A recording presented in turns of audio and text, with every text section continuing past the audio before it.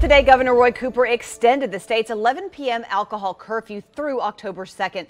In a statement about the order, the governor says now is the time to continue staying cautious and vigilant as we work to beat this pandemic. Tomorrow, he is expected to talk about possibly easing phase 2 restrictions as early as this week.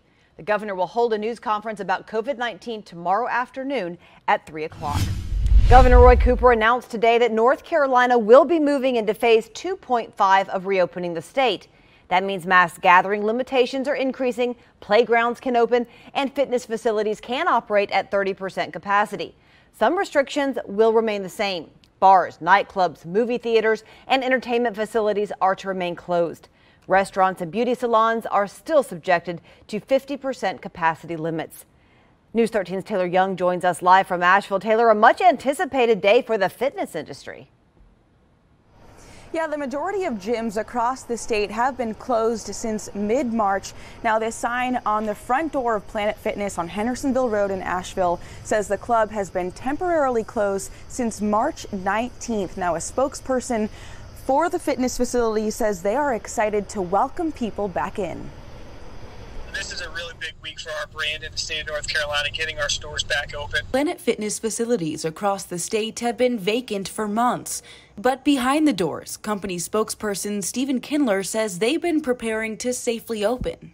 Really, the day that we closed, we started our reopening strategy, and we built out a nearly 100-page reopening playbook. Nearly 6 months after the state closed gyms in an effort to slow the spread of COVID, Governor Cooper announced fitness centers can open their doors Friday with restrictions. Today, we're ready to take a careful step forward.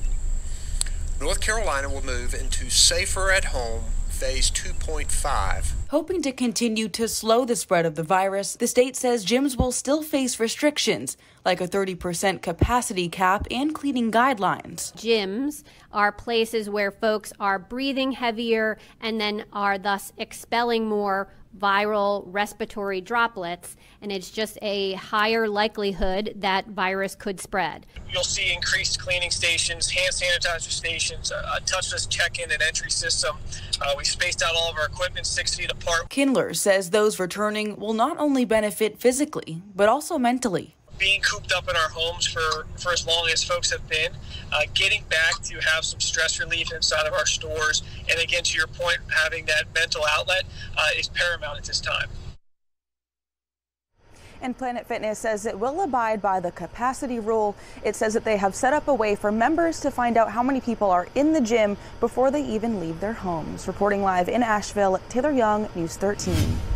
Good morning. I'm Katie Killen. Local health leaders report a decline in the number of people hospitalized with COVID-19 at Mission Hospital in Asheville. The number ranges daily from 20 to 30 patients. A couple of weeks ago, the daily average was 45. Haywood County school staff are telling parents to stay aware of suspicious activity. The district says last week's ransomware attack left some data exposed. The forensics team is still trying to determine what was compromised. Buncombe County and Asheville's multi-million-dollar solar project is one step closer to reality. Last night, the county commission approved about $10.5 million. The money will cover the cost of installing panels at several government-owned locations in our area.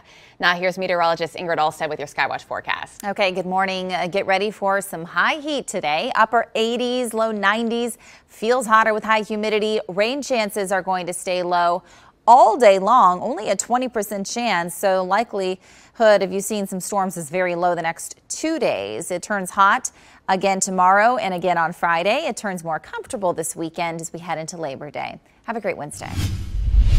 This catfish is as big as a 10-year-old. I'm Jay Siltzer. This is your morning cup of Jay.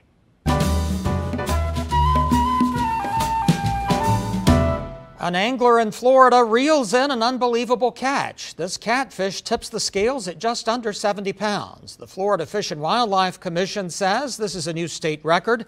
The catch came from the same river where the previous record holder was caught. Straight twos were drawn in the South Carolina Lottery's Pick 4 drawing last weekend. The lucky twos led to a record-breaking number of winners. 1,400 people picked the correct lineup. That means they will all share the prize of $3.5 million. Winners can expect to receive between $2,500 and $5,000, depending on the price paid for the ticket. A groom's wedding prank is dividing the internet. His new wife posted video of the moment on Reddit. While reciting his vows, the husband-to-be left his wife at the altar. The groom walked over to a choreographed huddle with his groomsmen.